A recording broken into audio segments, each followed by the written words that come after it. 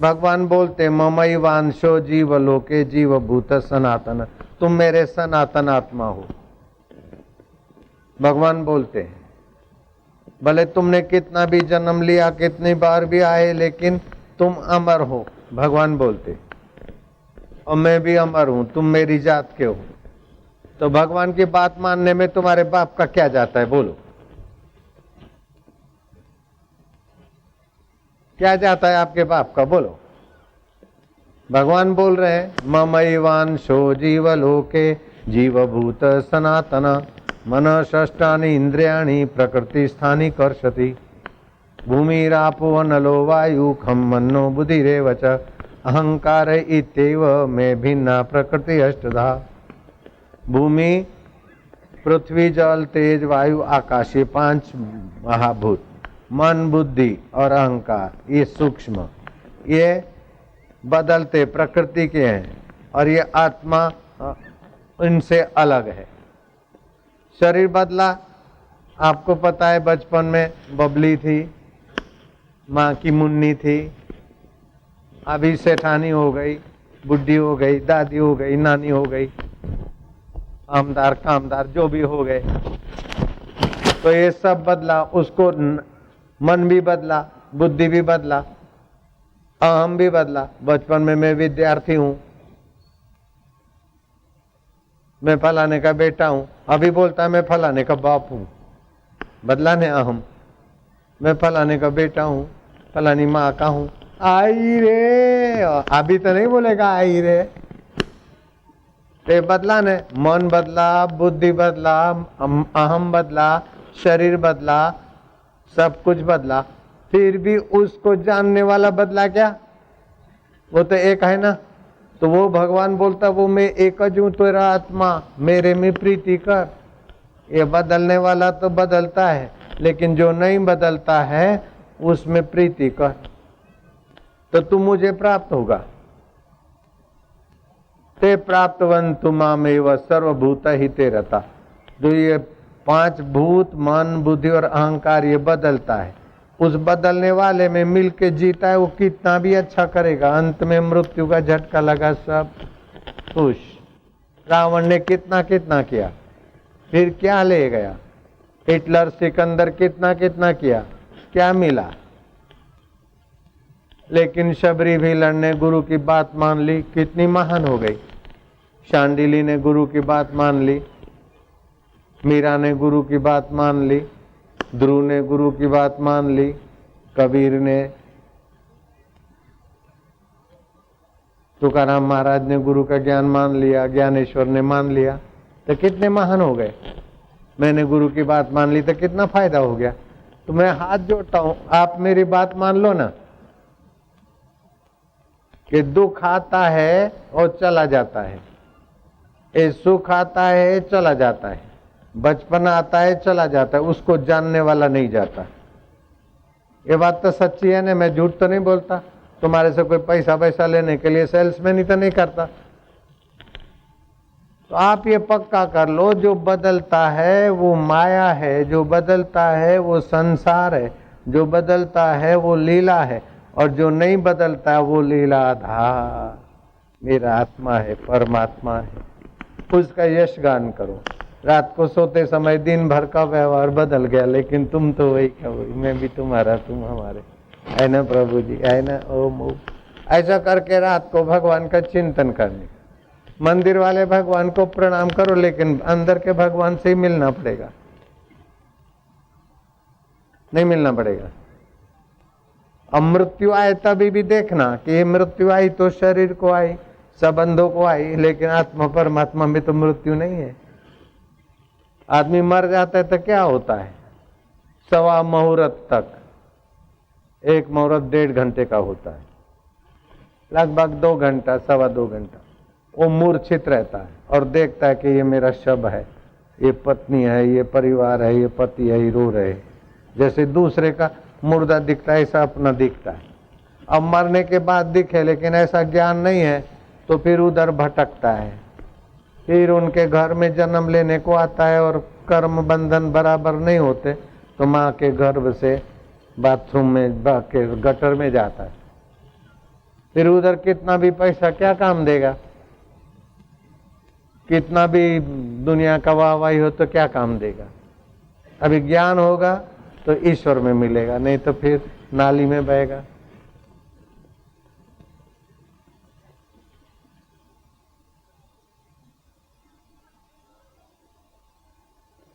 तो भगवान कृष्ण अर्जुन के साथ थे, फिर भी अर्जुन को लग रहा क्या करूं क्या नहीं करूं। भगवान ने दया करके विराट रूप दिखाया तो अर्जुन भयभीत हुआ, लेकिन जब भगवान का सत्संग सुना और अपने आत्मा परमात्मा का ज्ञान सुना तो अर्जुन का सब दुख मिट गया। यह ऐसा महान ज्ञान है। इसलिए बोलते एक घड़ी आधी घड़ी आधी में पुनियाद, तुलसी संगत साधकी हरे कोटि अपराध। करोड़ों अपराध माफ हो जाते, जीव शुद्ध हो जाता है, क्योंकि ये शुद्ध ज्ञान है ना। बच्चा नाली में खेलता है, ये करता वो करता, लेकिन माँ माँ आई, माँ जी आई रे, तो फिर आई ऐसा थोड़ी बोलेगी तू नाली में गंदा है, तू नहाएगा धोएगा फिर आएगा तो मैं लूंगी नहीं। आई तुरंत उठा लेती है। ऐसे है भगवान, मैं तुम्हारा हूं तुम मेरे हो। भगवान हमको उठा लेते, आई तो बाहर के हाथ से उठाती है छोड़ती है, और भगवान तो अंतरात्मा से लेंगे तो छोड़ते ज नहीं। तो तुमको फायदा फायदा है। मैं फिर से हाथ जोड़ता हूं, इतना बड़ा फायदा, इसीलिए मैं घूमता हूं कि मेरे को फायदा हुआ ऐसा सबको हो, सबको होना, इसलिए घूमता हूं। तुम्हारे से पैसा लेने नहीं आया, फूलहार लेने नहीं आया, वाहवाही कराने नहीं आया।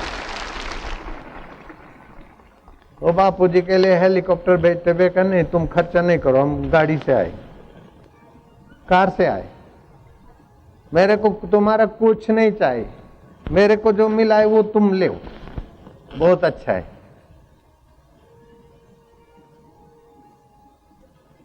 इससे क्या होगा कि आपके कर्म भी शुद्ध हो जाएंगे, आपका मन भी शुद्ध हो जाएगा, बुद्धि भी शुद्ध हो जाएगी, व्यवहार भी पवित्र हो जाएगा, टेंशन भी नहीं होगा। मैं जिसको दीक्षा देता हूं तो कहता हूं मेरे शिष्य को बाईपास सर्जरी नहीं कराना, हार्ट अटैक नहीं होना चाहिए, हाई बीपी नहीं होना चाहिए, लो बीपी नहीं होना चाहिए। हम गुरु का शिष्य बना तो काहे को हॉस्पिटल में ऑपरेशन कराना, ये कराना। ये तो संसारी फायदा है, लेकिन मरने के बाद बाथरूम में बहना नहीं चाहिए, मरने के बाद दूसरे नीच योनि में नहीं जाना चाहिए। जैसे माँ का बेटा नीच जगह पे जाता है, माँ बाप की इज्जत, ऐसे गुरु का चेला दूसरे जन्म में जाए, बैल बन जाए, घोड़ा बन जाए, तो फिर हमारा गुरु होने का मतलब क्या होता, समझ ले भाऊ। अभी मैं आसाराम बापू हूं और मर कर मैं गधा बन जाऊं तो मेरे गुरु की इज्जत का सवाल है कि नहीं है, बोलो, है कि नहीं है। और मर के चिट्टा बन जाऊं अथवा माँ का गर्भ नहीं मिले और गटर में बह जाऊं तो फिर हमारा गुरु भक्ति और सत्संग सुनने का फल। इससे बचने के लिए सत्संग है।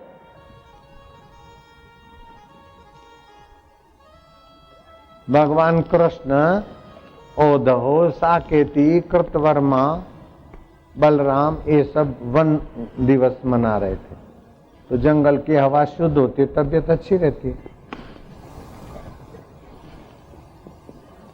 तो साकेती कृतवर्मा आए कि यहाँ कुएं में क्रिकेट छटपटा रहा है, भगवान कृष्ण ने निकलवाया, अपनी कृपा करी तो वो क्रिकेट मरा और उसमें से देवता का रूप प्रकट हुआ। कृष्ण ने पूछा तुम कौन हो? बोले वैसे तो तुम जानते हो, फिर भी सबको ज्ञान देने के लिए पूछते, तो मैं वो अभागा राजा हूं जिसके नाम से अभी जय जयकार होता है। आसमान के तारे कोई गिन सकता है, लेकिन मैंने गौए दान कितनी की कोई सी को पता नहीं। मेरा यश बहुत है। अभी मैं मर गया, ही किरकिट नरक योनियों में हुआ, दूसरे शरीर में, अभी किरकिट होके सूखे कुएं में पड़ा, आपने निकाला।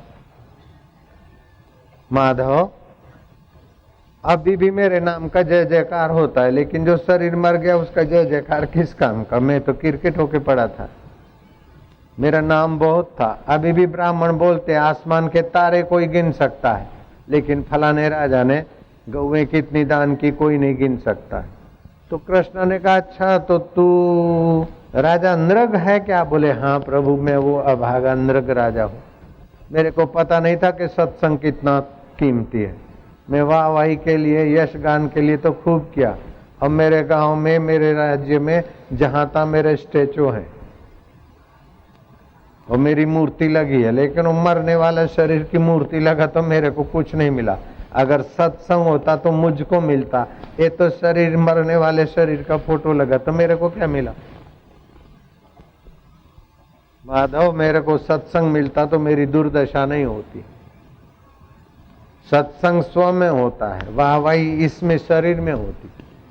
दुख सुख शरीर में मन में होता है, लेकिन ज्ञान स्व में होता है। तो स्व शाश्वत है, शरीर नश्वर है। स्व नित्य है, मन बुद्धि शरीर में आया हुआ अनित्य है। तो जो अनित्य है उसका फल भी अनित्य है। पाप किया और दुख गया, दुख भोगा और पाप खत्म। पुण्य हुआ सुख भोगा और पुण्य खत्म। लेकिन हम तो रहते ना, तो जो हम रहते हैं वो हम क्या है और भगवान क्या, वो ज्ञान मिल गया तो दुख सुख के सिर पर पैर रख के परमात्मा की प्राप्ति। बस बहुत फायदा है। कितना फायदा है? 10 करोड़ का, ओहो 1000 करोड़ कुछ भी नहीं। 1000 करोड़ वाले का भी इतना दुख नहीं मिटता जितना ये ज्ञान से दुख मिटता है। 1000 करोड़ क्या, लाख लाख करोड़ वाले 25 साल के बाद कंगाल होके दुखी होके मर गए। ऐसा मेरे पास हिस्ट्री है। अमेरिका के दुनिया के धनाढ़ लोग, मिस्टर चार्ल्स खरबोपति, बिलियन ट्रिलियन डॉलर, 10,000 नहीं 10 लाख करोड़, ऐ कितना कितना करोड़, आखिर पागल होके मर गए। तो धन से दुख नहीं मिटता, सत्ता से दुख नहीं मिटता, वाहवाही से दुख नहीं मिटता। दुख हारी परमात्मा के ज्ञान से दुख टिकता नहीं और सुख मिटता नहीं। ऐसा ज्ञान पालो ना। भगवान का ज्ञान पाने के बाद दुख टिकता नहीं, सुख मिटता नहीं। और उसको छोड़ के कितना भी पालो, दुख मिटता नहीं और सुख टिकता नहीं। बिल्कुल पक्की बात है, चैलेंज करता हूं। ये आत्मा परमात्मा का ज्ञान पालो ठीक से तो दुख टिकेगा नहीं, सुख मिटेगा नहीं। और इसको छोड़ के कुछ कितना भी कुछ पालो, दुख मिटेगा नहीं, सुख टिकेगा नहीं। इसीलिए बोलते हैं यस्य ज्ञानमयम तप, जिसका ज्ञान युक्त तप हो गया। भक्ति तो करते, लेकिन भक्ति एक पंख है, लेकिन दूसरा पंख होगा तब पक्षी अच्छा उड़ेगा ना। तो भक्ति के साथ ज्ञान होना। अकेली भक्ति श्रद्धा तो है, लेकिन कोई कैसा भी पटा लेगा, कोई कैसा भी मूर्ख बना लेगा, भगतड़ा बना लेगा। भक्ति के साथ ज्ञान होना। अकेला ज्ञान शुष्क हो जाएगा, अकेली भक्ति कुछ के कुछ बात में फंस जाएगी। और नसरुद्दीन युवक लड़का था, अपने अब्बा जान को बोला कि अब्बा जान तुम तो मस्जिद के ओलिया होके पूजे जाते हो, मैं तो अपना कुछ करूंगा। बोले बेटा अब मैं बूढ़ा हो जाऊंगा, तू यहाँ हो जाएगा, मेरी गद्दी पे बैठेगा। बोले अब क्या पता, तुम अभी 25 साल जियो, 30 साल जियो, तब तक मैं तो बूढ़ा हो जाऊंगा। अब मैं कैसे सोचूं कि मेरा अब्बा जान मर जाए और मेरे को गद्दी मिले, तो मेरे को अपना करने दो। तो बोले क्या करना है? बोले मैं अपना खोजूंगा, कोई पीर फकीर मिल जाए, कुछ सीखूंगा और मैं अपना गद्दी बनाऊंगा। तो फिर अब्बा जान मुझे अपना एक गधा दे दो, मेरा प्यारा गधा है। वो गधे पे बैठ के निकला, जंगल में इधर उधर घूमा, कुछ अभी फकीर तो मिला नहीं, वो गधा मर गया। तो नसरुद्दीन रोने लग गया। ये मुक्तानंद महाराज है बंबई के पास में, गणेशपुरी, उनके ग्रंथ में ये घटना कथा। ओ बैठा चिंता में, तो कोई लोग आया, बोले चिंता नहीं करो, खड्डा बिड्डा खोदा और गधा को गाड़ दिया, मिट्टी विट्टी लगा दिया, मुजाहिर बना दी उसका दुख मिटाने को। कुछ लोग आया, मुजाहिर पर फूल लगा दिया।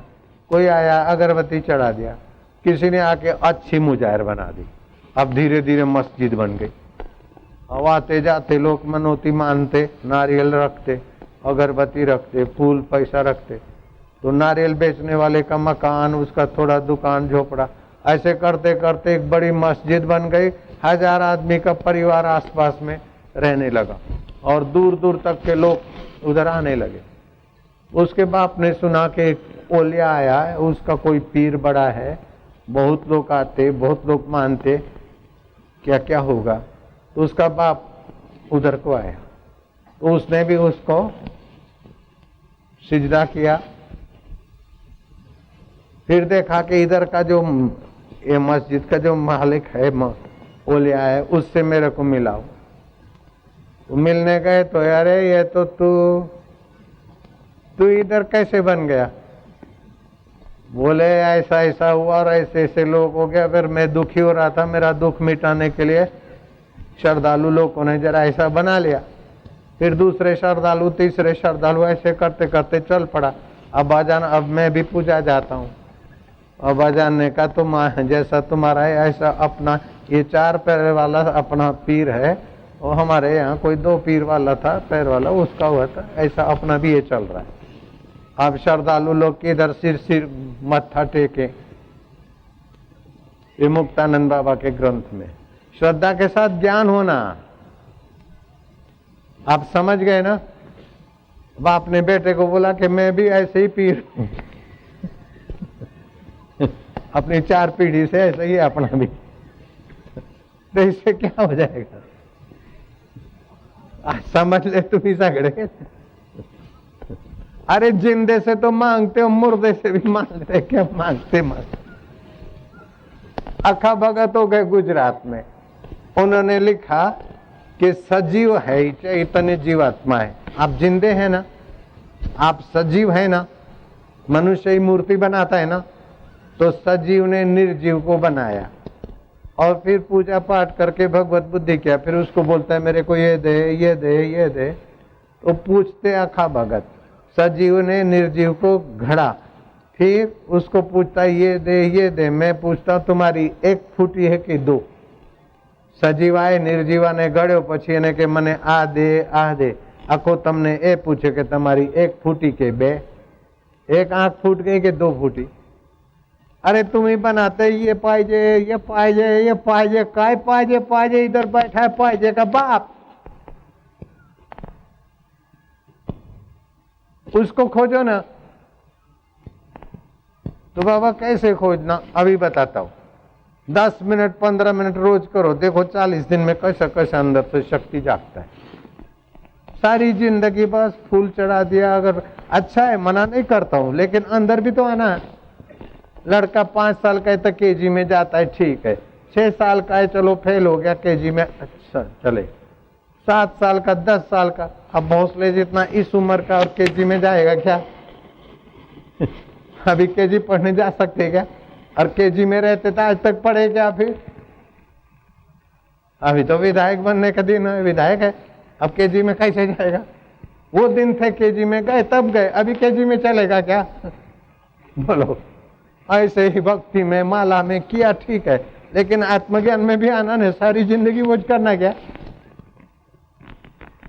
आप समझते ना?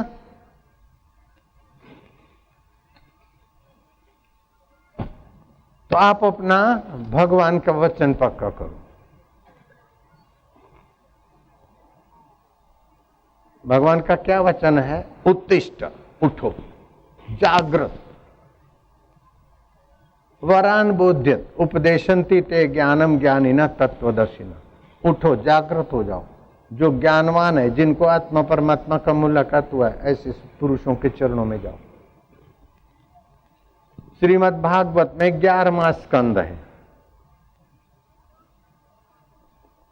84वां अध्याय है, 12वां 13वां श्लोक है। श्री कृष्ण साधु संत के पैर धोते, उनको जिमाते, उनकी पत्तल उठाते। तो कोई ज्ञानी संत त्रिकाल ज्ञानी बोले, कृष्ण हम तुमको जानते, तुम भगवान साक्षात हो, तुमको क्या आशीर्वाद लेना, हमारे पैर काहे को धोते? तो श्री कृष्ण कहते हैं कि 50 वर्ष की भक्ति से भी हृदय का अज्ञान नहीं मिटता। तुम्हारे जैसे संतों का 2 मुहूर्त का सत्संग हृदय का अज्ञान मिटा देता है, इसलिए मैं तुम्हारी पूजा करता हूं ताकि समाज का मंगल हो। श्रीमद् भागवत 10वां स्कंद है, पढ़ के देखना, मैं बता रहा हूं। श्रीमद् भागवत, एक नाथी भागवत भी पढ़ सकते, दूसरा भागवत भी है। 11वां स्कंद 84वां अध्याय 11 और 12वां श्लोक में ही लिखा। जल से भरे हुए तीर्थ को तीर्थ मानता है, मूर्ति तांबे की, चांदी की, सोने की, पत्थर की मूर्ति को भगवान मानता है।